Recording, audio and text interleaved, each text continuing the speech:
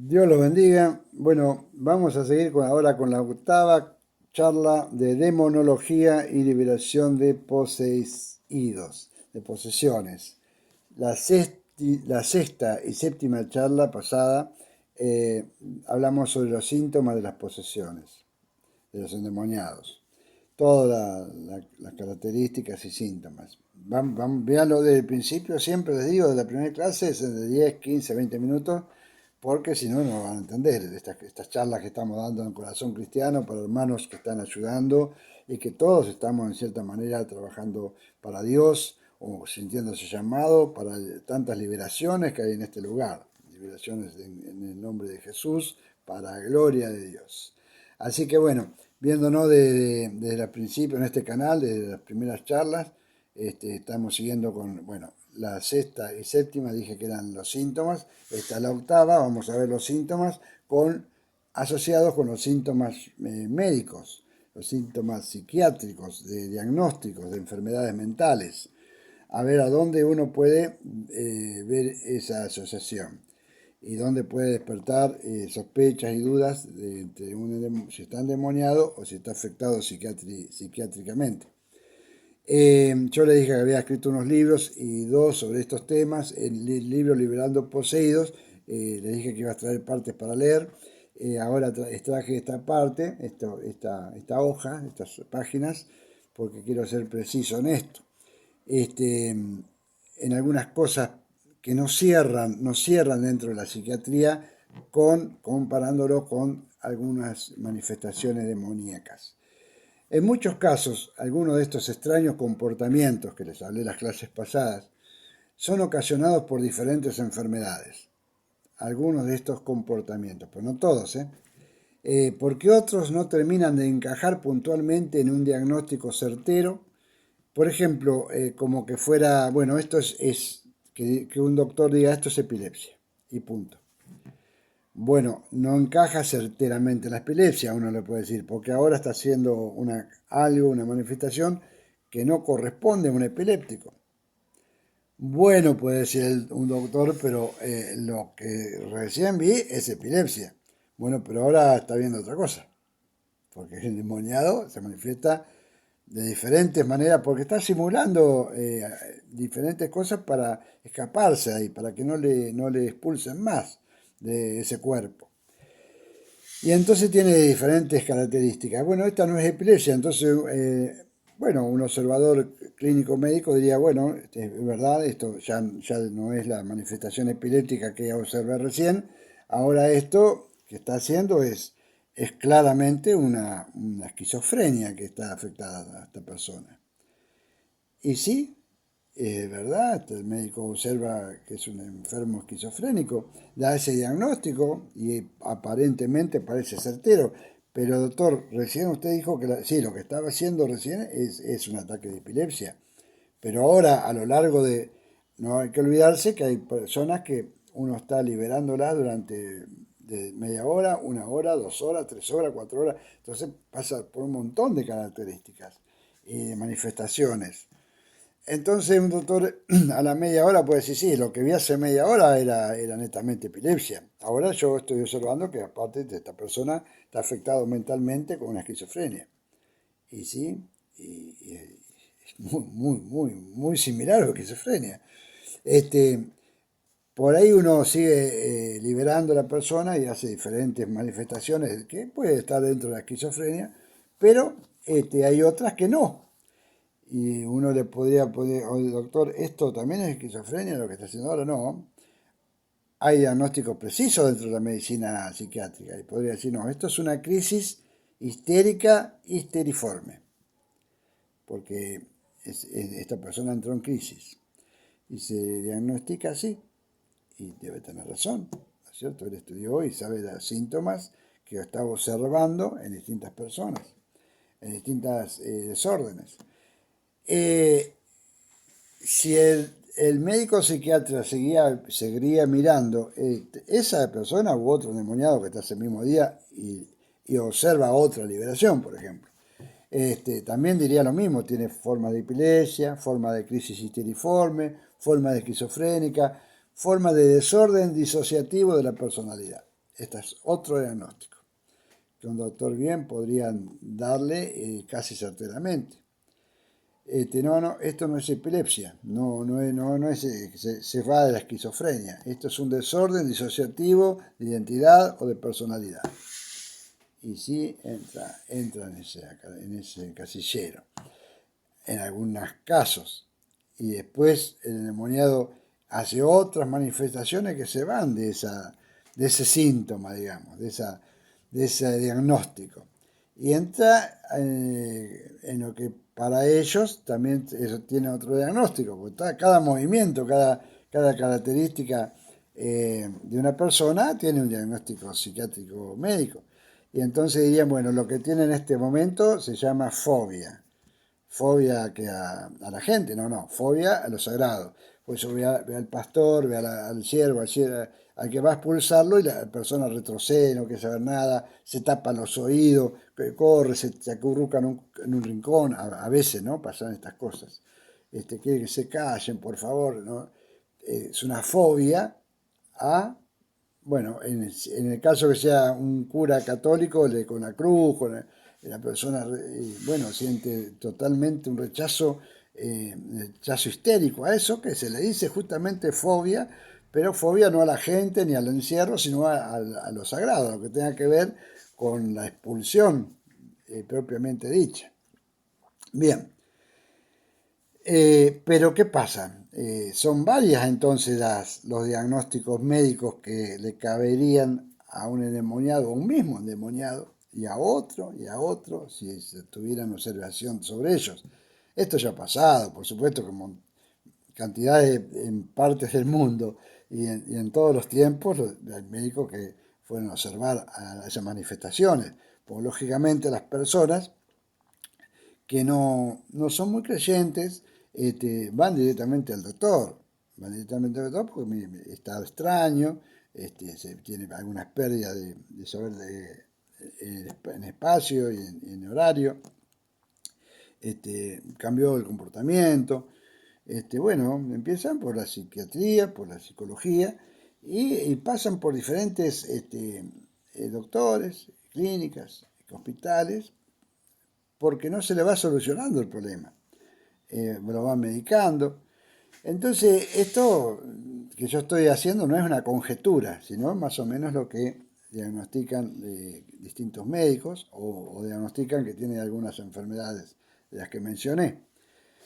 Escuchen esto, la sintomatología típica de un poseído entonces tiene características que abarcan todas estas enfermedades, las que mencioné, pero no cierra precisamente en ninguna de ellas, de manera precisa.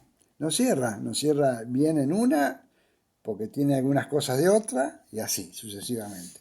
Es decir, que la víctima de la posesión, de un día para otro, una persona sana, que no tenía ningún antecedente de enfermedad mental, ninguna reacción anterior, una persona sin esos antecedentes, de un día para otro empieza a tener síntomas, no de una enfermedad mental, de 3 o 4 enfermedades mentales juntas y en simultáneo. No solo la persona, porque se da en muchas ocasiones que a la vez su entorno, su familia, 2, 3, 4, empiezan a notar a la vez algunas cosas extrañas paranormales en su casa o a su alrededor, como sombras, ruidos, deslizamiento de cosas, extrañas cosas que otros empiezan a notar a su alrededor, aparte de ver estas rarezas en su allegado, en su familiar, por lo cual lo llevan a un doctor. Y le cuentan al doctor, aparte yo he visto tal cosa. Bueno, así que esa persona sana no solo se enfermó de repente, y no con una enfermedad mental, con 3 o 4 juntas, en simultáneo, no que en este momento tiene epilepsia, a la noche le agarró un ataque de fobia, no, le agarra todo junto, la fobia, la epilepsia, la crisis histeriforme, la esquizofrenia, todo junto le agarra, al que nunca le agarró nada. Pero a la vez que a él le agarra todo junto, algunos de la casa empiezan a ver cosas paranormales. O sea que entran en un problema también psiquiátrico. No solo el que está más grave, sino que entran en un diagnóstico psiquiátrico algunos ocupantes de la casa, pero no por creer que éste está endemoniado, sino por decir en forma particular que ven cosas extrañas en la casa, que en la psiquiatría también puede darle un diagnóstico a cada habitante de ese lugar. O sea que nunca habían estado enfermos, uno se enferma gravemente de varias enfermedades a la vez y otros también se enfermaron en esos mismos días, juntos. Ahí viene el tema, ¿no? O sea que la víctima de un día para otro tiene síntomas que tienden a todas las psicosis mencionadas, que extrañamente las padecen en simultáneo, todas juntas y al mismo momento, en que los presentes sufrirían de una sugestión mental colectiva, otra enfermedad, todos los presentes, y que a la vez todo este cuadro es acompañado de fenómenos paranormales en todo el ambiente, ¿no? Mira, el solo hecho de conocer intimidades y secretos que revela del exorcista, digamos, del que libera el poseído, el solo hecho de que el poseído, en una de las características de manifestación, empieza a revelar cosas íntimas del que está ahí enfrente expulsándolo, del sacerdote, del siervo, la sierva, pastor, lo que sea, y el poseído le empieza con una sonrisa o enojado a revelar cosas que él solo sabe, porque le lee los pensamientos, ya eso no entra en ningún otro diagnóstico. Aparte de que un doctor podría decir, tiene estos 4 diagnósticos que le di o 5, y este doctor, no, este no entra. Debe conocer de alguna manera ese secreto y lo está diciendo. No lo conoce. Bueno, no entra, no hay un diagnóstico para el que adivina cosas y acierta. Bueno, el solo hecho de que el poseído, eso no encuadra ninguna enfermedad mental. Ahora, predecir eventos futuros tampoco encuadra ninguna enfermedad mental. Levitar, sí, no encuadra en ninguna enfermedad mental. Hablar en otro idioma no conocido no encuadra prácticamente, a no ser que encuadre que está inventando palabras. Bueno, en que se muevan objetos a su alrededor de la persona o ante algunas manifestaciones mueva algo o lo anuncie que va a mover y se mueve, no encuadra una enfermedad mental. Lo inexplicable para la ciencia es cómo todo este complejo de síntomas y efectos anormales cercanos, cómo es que todo esto desaparece por completo y abruptamente después de liberar a la persona. Después que el pastor dice, quedaste liberado, ahora da gloria a Dios conmigo. Y la persona vuelve en sí y no se acuerda absolutamente nada de todo lo que hizo. Y da gloria a Dios. La mayoría no se acuerda nada. Y terminó todo. ¿Y ahí qué explicación científica le damos? ¿Qué pasó? Eso es lo que no encuentra la ciencia. Así, bueno, acá qué pasó, acá hubo una hipnosis, acá este pastor o esta sierva usó algún elemento mental potente como para convencer a la persona que quedó liberada, sana de todos los diagnósticos médicos que tenía. ¿Y dónde aprendió esto este pastor y esta sierva? ¿Cómo? No lo hizo en el nombre de Jesús, pero ¿cómo tiene este poder mental? Diría un médico, ¿no? Viéndolo desde el punto de vista clínico, ¿no? Y alguien le dice, no, yo vi al pastor de Arturo Seguí en un cursito de demonología de liberación por este canal. Y bueno, no es nada serio, diría un doctor eso, ¿cómo va a tener ese poder de convencimiento? Pues, y bueno, lo que pasa es que ellos no entienden el poder del nombre de Cristo, ¿no? Ni van a creer quizás en que la señal de Marcos 16 de echar fuera demonios es todo para aquel que cree. y que no hay una fuerza mayor que el Espíritu Santo. Entonces, bueno, eso lo sabemos los cristianos, los creyentes, pero bueno, en la medicina tienen otro concepto, viéndolo desde esa óptica, ¿no es cierto? Esto no quiere decir que no haya autores cristianos, claro que sí, pero si uno lo mira de la medicina psiquiátrica, desde esa perspectiva, bueno, no hay, para algunas cosas podrían ser diagnósticos y para otras no, y no tienen una explicación. Mirá, el tiempo es uno de los mejores medios para definir si un problema es psiquiátrico o es una posesión. En el caso de mucha confusión, hay que dejar pasar el tiempo. ¿Sabes por qué? Porque las psicosis tienden a desarrollarse. O sea que no se quedan estancadas, empeoran. El enfermo psicótico, si no está medicado, incluso tratado por la psiquiatría, va empeorando. No están estancadas las psicosis. Una enfermedad mental avanzará con el tiempo. En cambio, una posesión demoníaca continuará manifestándose siempre del mismo modo, entre todas esas características que ya hablamos, incluso clases pasadas. Y terminará esa manifestación, ese cambio de vida, ese cambio de personalidad, de costumbre que afecta tanto al individuo que era una persona, un hombre, una mujer sana, o niño o anciano, lo mismo es, que era sana. Bueno, eso terminará un día cuando se libere de esa posesión demoníaca. Una enfermedad, entonces, se podrá combatir o curar con la ciencia psiquiátrica, una enfermedad. Si se trata de una posesión, solo desaparecerá con la expulsión del demonio, o mejor dicho, de los demonios.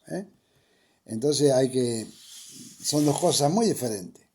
Si se trata de una posesión, va a desaparecer así. El poseído, no se cura. El poseído se libera. Y el enfermo mental tiene cura. Al menos tiene tratamiento psiquiátrico que puede desembocar en una cura, en una mejoría continua, incluso en darles de alta en el tratamiento psiquiátrico. Así que el poseso no se cura.